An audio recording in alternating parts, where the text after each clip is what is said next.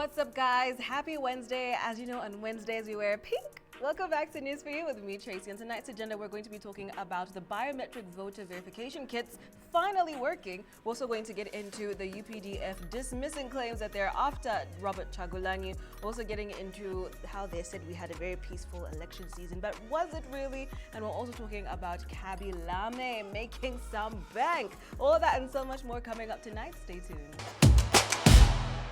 The use of biometric voter verification kits, BVVKs, have sparked debate yet again because, get this, they worked smoothly during today's elections, but they did not work so well during the presidential and parliamentary elections.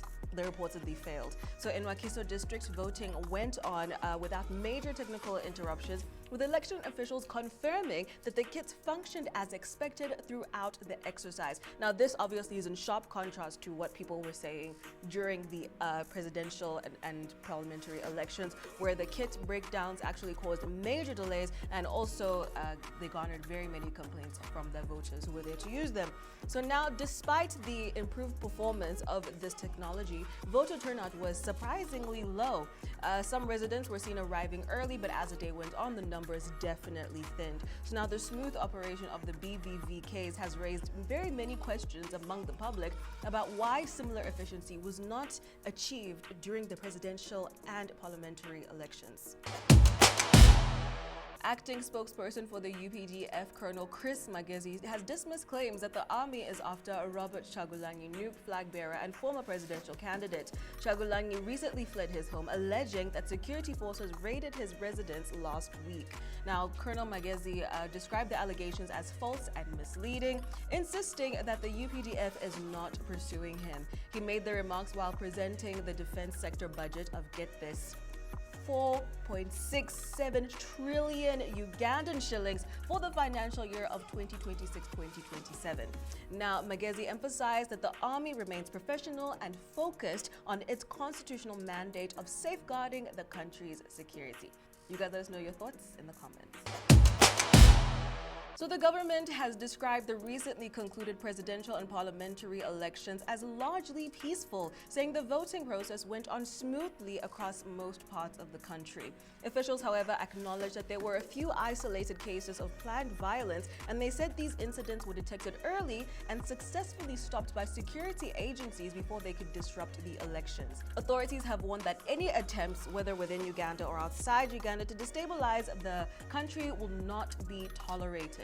The government urged citizens to remain alert and to support efforts aimed at maintaining peace, stability, and national unity in this post-election period. What do you guys think? Do you think it was a peaceful election? Peaceful than the ones we've had before? Let me know in the comments. So the most followed TikToker in the world is a gentleman named Khaby, famous for his right? So now he has signed a major deal to turn his online following into a global business. He has partnered with Rich Sparkle Holdings in a deal worth almost $1 billion USD, $975 million, giving the company exclusive global rights to his brand for 36 months. 3 years.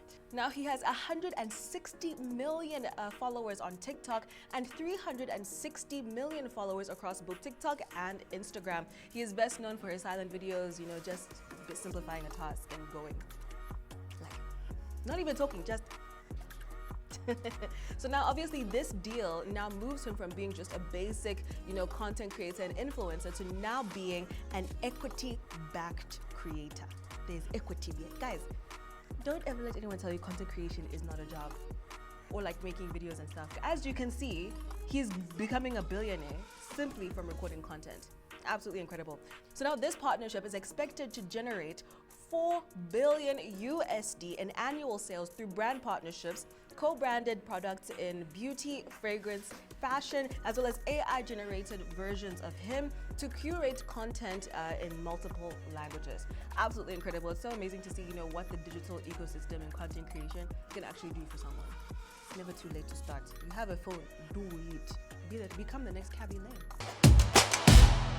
And that is a wrap for tonight, guys. As always, please do leave a like, share, comment, subscribe, all that good stuff, and I'll catch you again tomorrow.